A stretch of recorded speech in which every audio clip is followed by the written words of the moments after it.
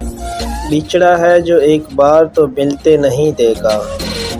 बिछड़ा है जो एक बार तो मिलते नहीं देखा। उस जख्म को हमने कभी सिलते नहीं देखा।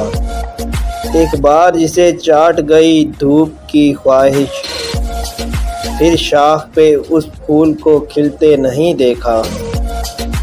यकलख्त गिरा है जो जड़ों तक निकल गया। जिस पेड़ को आंधी में भी हिलते नहीं देखा।